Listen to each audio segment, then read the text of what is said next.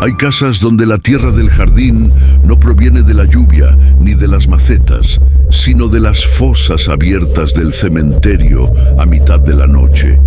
Y hay alimentos que jamás se sazonan para nutrir el cuerpo, sino para pudrir la voluntad, desde las entrañas hasta convertir a un hombre en un muñeco de trapos viejos. Cuando la brujería se cuela en las venas de una persona, no empieza de golpe con gritos o convulsiones a la vista de todos. Comienza como un veneno lento, silencioso, que huele a humedad rancia en la garganta y se siente como una sombra helada que se sienta sobre el pecho todas las madrugadas para recordarle a la víctima que su mente y su alma ya no le pertenecen. Con mi hermano el proceso fue exactamente así. Una tortura sistemática que duró casi 3 años enteros. Él siempre había sido el orgullo de nuestra familia. Un hombre alegre, sumamente trabajador, de risa fácil, lleno de proyectos para el futuro y con una generosidad que no le cabía en el pecho. Sin embargo, a los pocos meses de haberse juntado con aquella mujer, su vida comenzó a desmoronarse con una rapidez que nos dejó helados a todos. Mi excuñada era una persona calculadora, de mirada fría y una falsa amabilidad que utilizaba como carnada para ganarse la confianza de quien tuviera enfrente. Poco a poco, con una malevolencia quirúrgica, fue cortando todos los lazos de mi hermano con el mundo exterior. Primero, empezaron los pleitos inventados por cualquier insignificancia para obligarlo a romper amistad con sus compañeros de toda la vida. Luego vinieron los berrinches y las manipulaciones emocionales para prohibirle que viniera a la casa de mi madre, adoctrinándolo para que pensara que nosotros solo queríamos envidiarlo o sacarle dinero.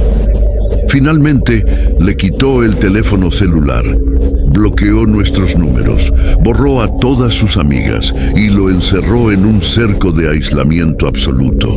Paralelamente a su distanciamiento familiar, la vida financiera y física de mi hermano cayó en un abismo aterrador.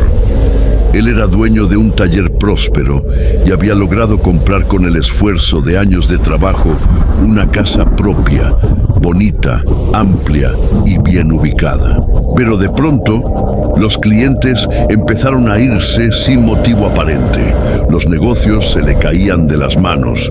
Los proveedores le quedaban mal y las deudas comenzaron a ahogarlo de un día para otro. Mi excuñada, aprovechándose de la desesperación y de una confusión mental cada vez más evidente en él, lo presionó de maneras despiadadas hasta conseguir lo impensable. Logró que él le firmara las escrituras de la casa a su nombre completo, dejándolo a él sin un solo metro cuadrado de propiedad y en la ruina económica más absoluta. Las pocas veces que lográbamos verlo de lejos en la calle o que intentábamos cruzar unas palabras con él antes de que ella apareciera para jalarlo del brazo, mi hermano ya no parecía humano.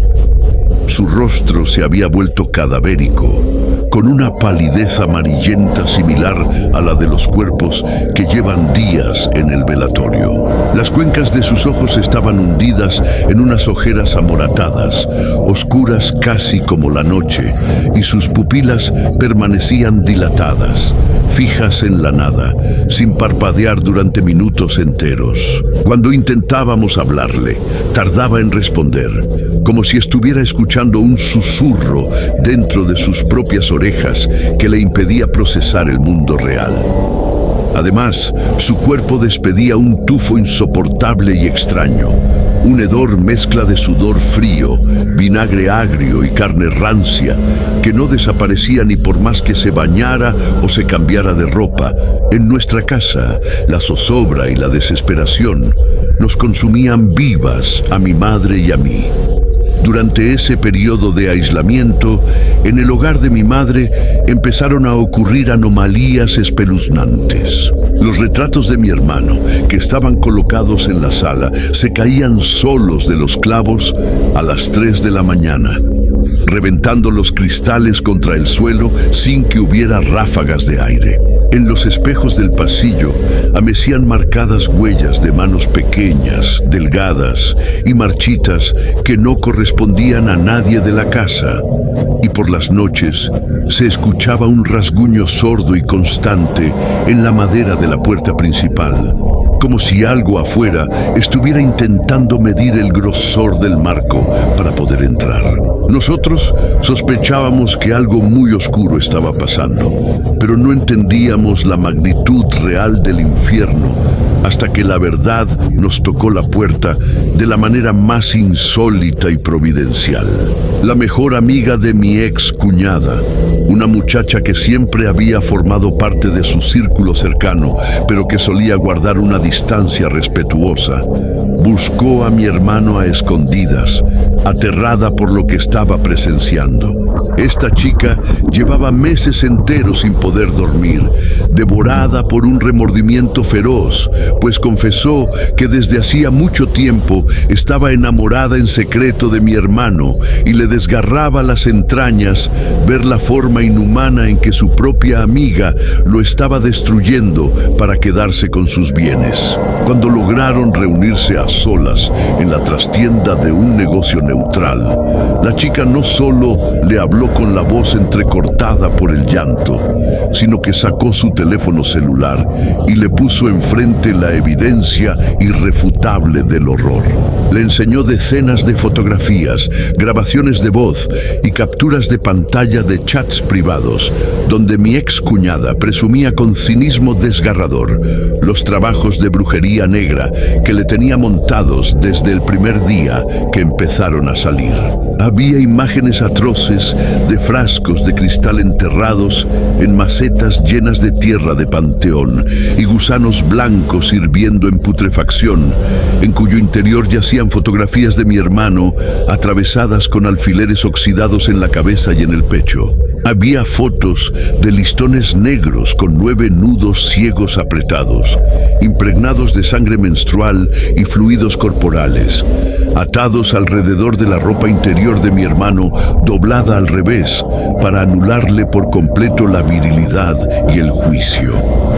Pero lo más escalofriante de todo eran los audios. En una de las grabaciones se escuchaba la voz de mi ex cuñada riéndose a carcajadas mientras explicaba cómo todas las mañanas le mezclaba en el café y en la comida polvos oscuros preparados con huesos molidos de gallina negra, tierra de tumba fresca y gotas de brebajes fétidos para mantenerlo dócil, enfermo y con el pensamiento completamente idiotizado.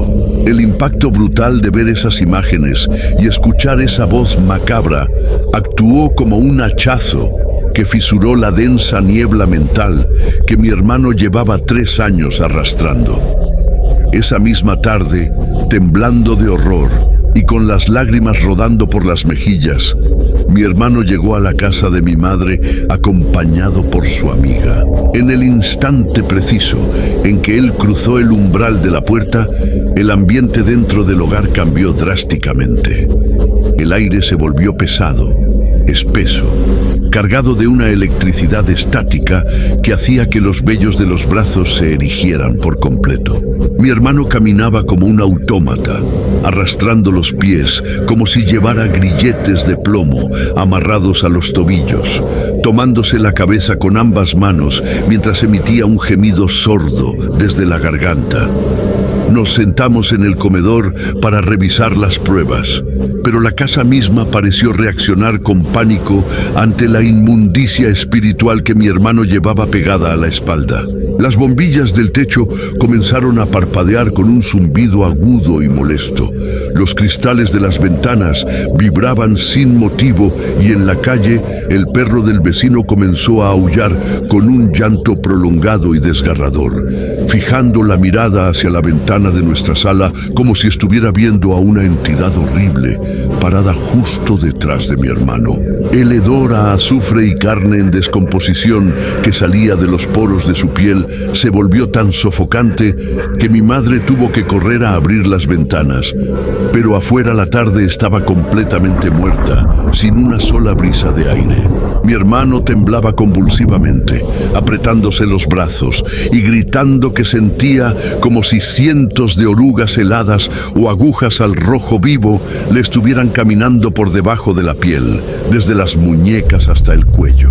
La amiga, entre sollozos, nos confesó un detalle todavía más aterrador. Durante el trayecto en el automóvil hacia nuestra casa, mi hermano se había quedado traspuesto durante unos minutos en el asiento del copiloto y con los ojos completamente blancos y vueltos hacia arriba, había comenzado a hablar con una voz rasposa, cavernosa y gutural, que no era la suya, advirtiendo que si intentaba alejarse de la mujer o buscar ayuda espiritual, no iba a llegar vivo al final de esa misma semana. Cuando la noche cayó por completo y ambos tuvieron que retirarse a un lugar seguro y neutral fuera de la ciudad para resguardarse, el silencio que quedó flotando en nuestra casa era tan denso que dolía en los oídos. Mi madre y yo nos miramos a los ojos en medio de la penumbra de la sala, sin necesidad de cruzar una sola palabra.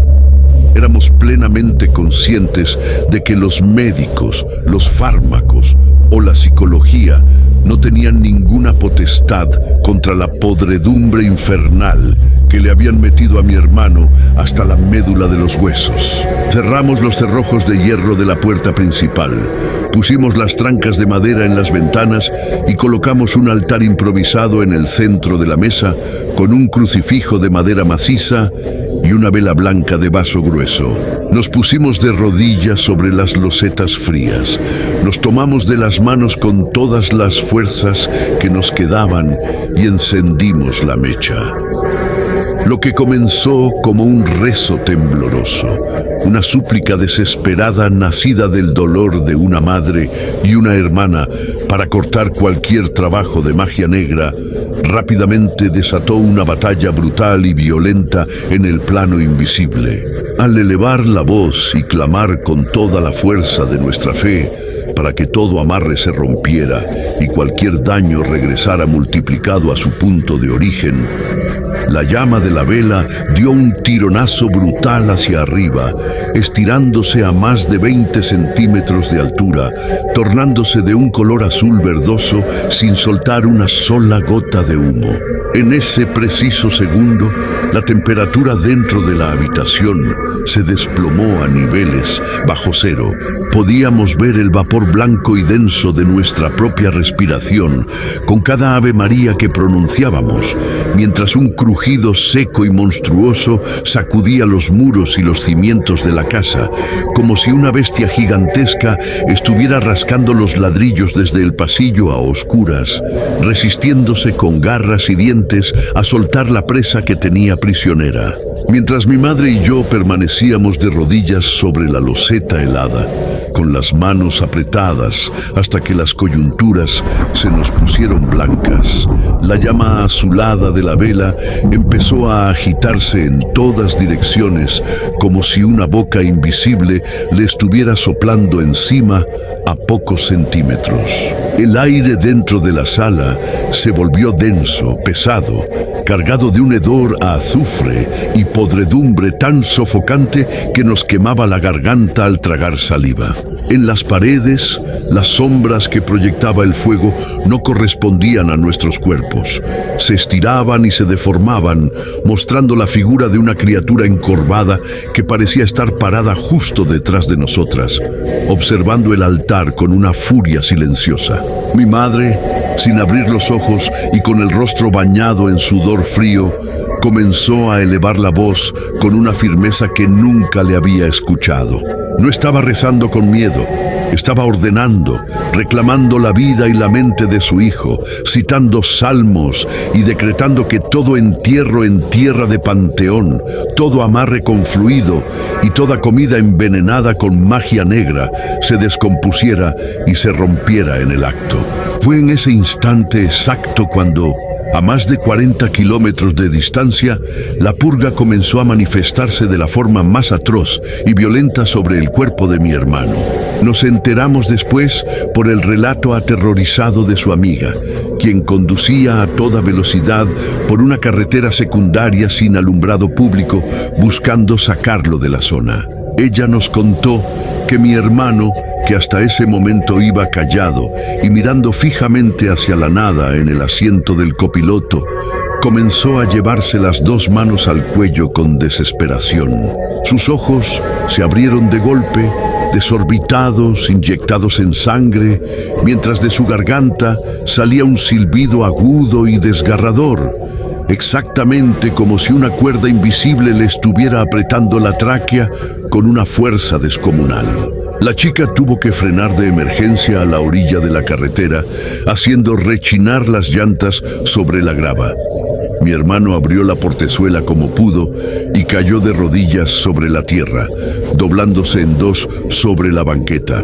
Entre convulsiones violentas y arcadas espantosas que amenazaban con desgarrarle la caja torácica, mi hermano empezó a expulsar por la boca una sustancia negra, espesa y viscosa, similar a aceite quemado descompuesto. El olor que emanaba de ese vómito era tan pútrido que la chica tuvo que dar varios pasos hacia atrás para no desmayarse. Olía a carne podrida, a drenaje rancio y a azufre puro. Pero lo más aterrador no fue el líquido. Entre la masa negra, mi hermano arrojó varios trozos de listón negro apelmazados y amarrados con nudos apretados, atravesados por agujas oxidadas dobladas en forma de cruz, junto con pequeños puñados de tierra húmeda llena de larvas blancas que se retorcían en el suelo. Todo aquello era la materia física del daño, las porquerías que durante 3 años mi excuñada le había estado metiendo en los desayunos y en las bebidas para mantenerlo sumiso, enfermo y con el juicio completamente anulado. Cada vez que mi hermano vomitaba uno de esos amarres en la carretera, en la sala de la casa de mi madre, ocurría algo espeluznante. La llama de la vela daba chispazos violetas que iluminaban la penumbra con un destello fantasmal, y un golpe sordo y seco retumbaba en el techo de la estancia, como si un cuerpo pesado cayera desde la azotea y diera zarpazos desesperados contra el concreto. Sentíamos claramente cómo la entidad que había habitado en la sangre de mi hermano luchaba con garras y dientes por no ser arrancada, soltando ráfagas de un viento helado que nos entumecía los labios y trataba de apagar la vela. Sin embargo, mi madre no cedió ni un milímetro. Apretó mi mano con más fuerza aún y gritó con toda la autoridad de su fe que el mal quedaba expulsado y devuelto con 7 veces más potencia a quien lo había pagado. De pronto, un chasquido seco y desgarrador resonó justo en el centro de la habitación, muy similar al estruendo que hace un cristal grueso cuando se revienta en 1000 pedazos por un choque térmico. Pero ninguna ventana se rompió. En ese mismo microsegundo, la vela se apagó de un golpe seco, como si alguien le hubiera puesto encima una campana de aire, y una ráfaga de viento tibio y limpio atravesó la sala de pared a pared. Se llevó consigo el hedor a azufre, la pesadez que helaba los huesos y la sensación de asfixia, dejando en su lugar un aroma sumamente fresco, parecido al de la tierra mojada inmediatamente después de una tormenta de verano. La oscuridad que quedó en la sala ya no era aterradora. Era una penumbra tranquila, pacífica, donde por primera vez en 3 años pudimos respirar hondo sin sentir un peso aplastándonos el pecho. El rebote de aquella liberación cayó como un rayo de fuego sobre la persona que había gestado tanta maldad.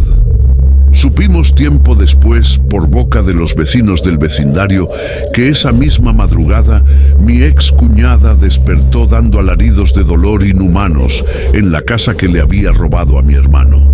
Le brotaron de la noche a la mañana erupciones necróticas en la piel de los brazos, el cuello y el rostro, llagas oscuras que los médicos jamás pudieron diagnosticar ni curar con antibióticos. Pero el castigo no fue solo físico. La casa por la que tanto había manipulado, mentido y destruido se convirtió en su propia celda de tortura. Las paredes comenzaron a mancharse con una humedad negra que tomaba la forma de rostros grotescos en lamento. Y por las noches, los ruidos de arrastres de cadenas, los murmullos en el pasillo y los azotes de puertas la mantenían en un estado de paranoia y terror continuo. En menos de un mes, la mujer terminó huyendo de la propiedad aterrada, dejándola completamente abandonada, deteriorada y con una vibra tan pesada que hasta el día de hoy nadie ha querido rentarla ni comprarla.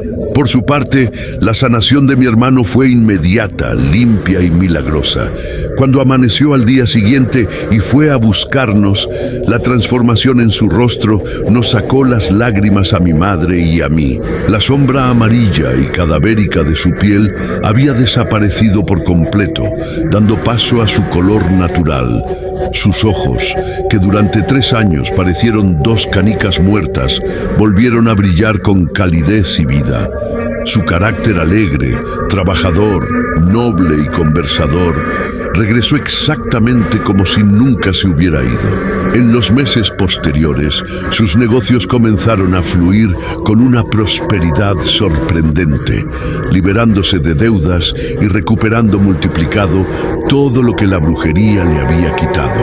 Tiempo después, mi hermano unió su vida en matrimonio con aquella muchacha que tuvo la valentía de mostrarle las pruebas y sacarlo del fango, formando un hogar lleno de paz, respeto y amor genuino. Hoy, cada vez que nos reunimos en familia alrededor de la mesa, sabemos con absoluta certeza que no existe amarre, entierro ni podredumbre de oscuridad que pueda sostenerse cuando la fe y la verdad deciden romper las cadenas.